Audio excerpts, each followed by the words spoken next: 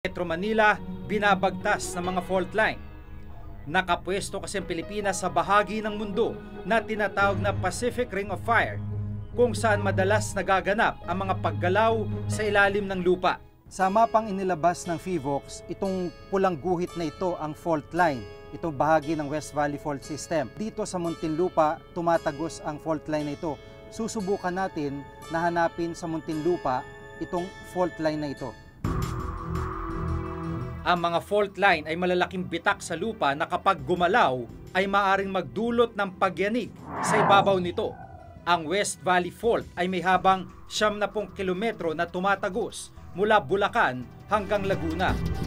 Halos 35% ng populasyon na sakop ng West Valley Fault ay naninirahan sa ibabaw mismo ng fault line na ito. Noong 2004 na ang na-release namin ay roughly 13% ng residential buildings, ito yung mga 10 stories and below, na mga bahay ay heavily damaged or collapsed. Public buildings, mga 10%, heavily damaged or collapsed. Yung mid-rise building, medium-rise building from 10 to 30 stories, mga 8 to 11%. Ito yung Valley Fault System Atlas na ipinamamahagi ng PHIVOLCS, kung saan nakapaloob yung listahan ng mga barangay na malapit o di kaya ay nasa ibabaw mismo ng West Valley o East Valley Fault System. Bukod sa listahan ay mga mapa at kabilang nga dito ang barangay ito na saan dito sa Muntinlupa. Bibisitahin natin tong isa sa mga bahay. Sa mismong haligit mga dingding ng bahay na ito, may mga malalaking bitakring matatagpuan.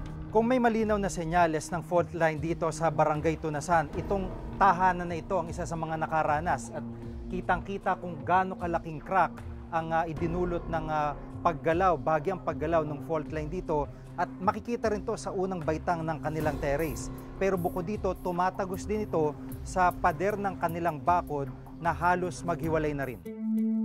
Nasa likurang bahagi na tayo nitong compound at kung doon yung bahay ay nandito na tayo sa may mga paupahan. Inabandona na ito dahil nga sa takot ng mga nagrerenta sa gabi-gabi raw na pag-ugong o di kay paglabas tila ng hangin galing sa ilalim ng lupa bukod pa sa konting mga pagyanig.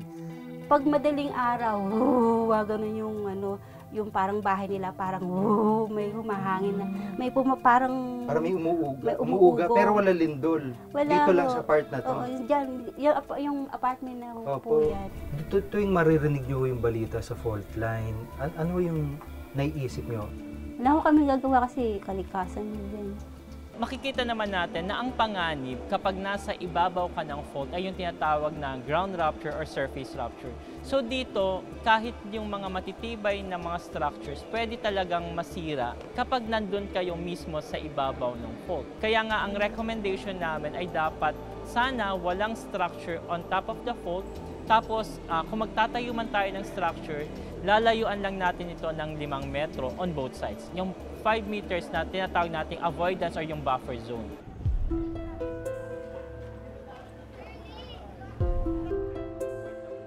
Sa Muntinlupa rin matatagpuan ang Pedro Diaz High School. Ang ilan sa mga gusali ng paaralan tinukoy ng PHIVOLCS na nakatayo mismo sa ibabaw ng fault line. Nang ilabas ng PHIVOLCS ang Valley Fault System Atlas, isang eskwelang ito, ang Pedro E. Diaz High School, sa mga natuklasang nasa ibabaw mismo ng fault line. Kaya kinailangang i-condemn ang 32 classroom sa paaralang ito.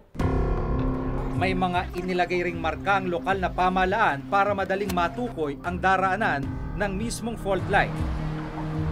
Bukod sa marking ng PHIVOLCS, isa ang mga marking na ito sa ginawa naman ng lokal na pamahalaan. At bukod dito ay tuloy-tuloy ang mga araw na ito at iba pang mga palatandaan sa likod na bahagi ng paaralan.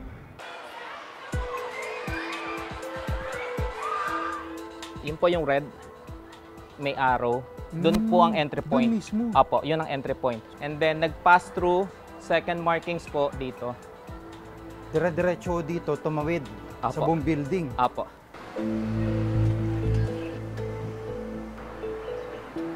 Yun yung 32 classroom na nawala sa inyo, paano nyo napunan yun o saan nyo po nilagay mga estudyante? Nung una, ang action ng pamunuan ay humanap muna ng mga buildings na pag-aari ng gobyerno katulad po ng TESDA at yung AL Center, yung mga na-displace nating bata, doon muna siya ipinaampon. And then nung maayos na namin yung schedules dito, saka namin sila ibinalik. Sa ngayon, nandito na lahat yung mga bata.